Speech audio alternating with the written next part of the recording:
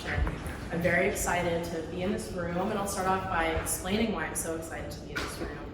And I think what it really is I think there's a real value in intergenerational organizing and collaboration.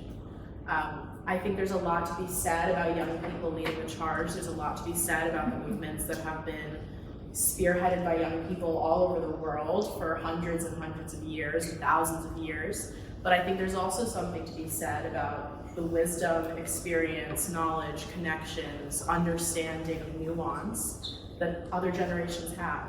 And I'll say that I've kind of been all over the place in the last few years. I'm 21 years old. I've been at this since I was 12 years old. I'm a first generation American. And my start in activism in politics was when I was 12 years old. My mother was a part of the National Organization for Women in the local chapter. Very passionate feminist, very passionate on immigrants' rights. She's a Jewish refugee from Ukraine. And she brought me to this meeting of the National Organization for Women, and I was 12 years old. And I left the meeting, and I remember saying, Mom, I'm really glad that you brought me to that meeting, but I was the youngest person there by at least 4 decades. Besides you, like, a lot of these issues don't pertain to me. But at the same time, I really respect these women that I was with. And of course, I said it a little differently because I was 12 years old. But I remember that distinct feeling of, I have a different experience and I have a different worldview, but I could really benefit from the worldview of the people that have been at this, who are marching through the streets and fundamentally change the status quo for women so that I can live the life that I lead. And so I think when we're talking about the fundamental issues that impact my generation today, I think there's absolutely something to be said about young people leading the charge. Why I think that is because I'm a digital native. I grew up on media. I know the young people here remember the era of Tumblr and growing up on Instagram, and kind of everything you have is online. You don't really have privacy. When I look up my name, I see things from years and years and years ago, pictures of me that I'd rather not have online, where I was, just a little, awkward 13-year-old girl. And I think that's something that we fundamentally understand because that's who we are and that's what we've grown up with. At the same time, when I was in high school, it was really, I think, the rise of Instagram memes. And in my first year of high school, a very close friend of mine was radicalized by the alt-right online through social media. And it completely changed my worldview. It changed my trajectory of what I was interested in and what I wanted to do with my life. And that person became very, very violent. And this happened before I even understood what a social media algorithm was. And now fast forward, I'm 21 years old, I'm at Barnard, I'm studying political science and science policy, I'm studying algorithms, I'm studying AI, that's what I'm working with. So I understand what happened to him more now, but I'm fundamentally just as disturbed by it now than I was then, even more so because I recognize it wasn't just him. It's an entire generation, and it's not just being radicalized into the alt-right, it's being forced into a depression. It's being forced into body dysmorphia. It's being forced into spaces on the internet that are otherwise harmful for you. But even if it's not happening at that extreme of a scale, we are still feeling fundamentally, in my generation, socially isolated, even though we're more connected as a civilization than we've ever been before. And no one has really started inquiring until very recently as to why that is. And I think we have to make that inquiry, but we can't make that inquiry alone, because I wasn't there when the internet revolution happened. My parents were.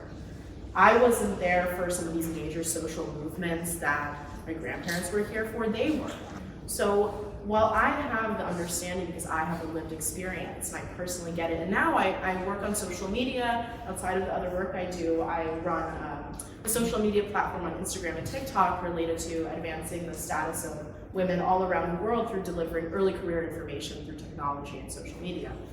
And that comes after I've worked in social media for organizations, just as a young person giving advice on how to post on social media. But for the first time, I'm me online.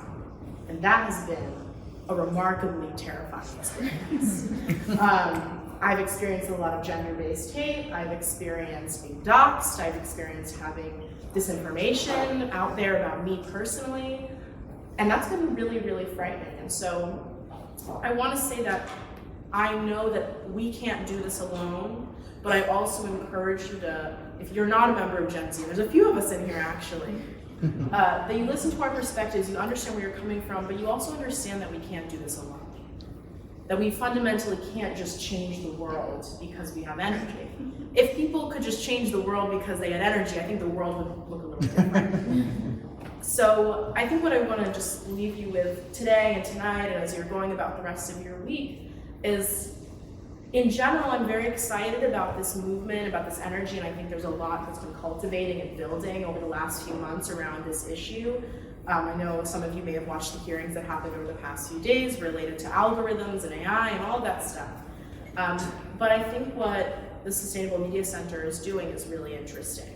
And I think this is an issue that we really have to be paying attention to, not just because it impacts my generation, but it impacts all of our generations. It impacts the future of the world. It impacts your legacy.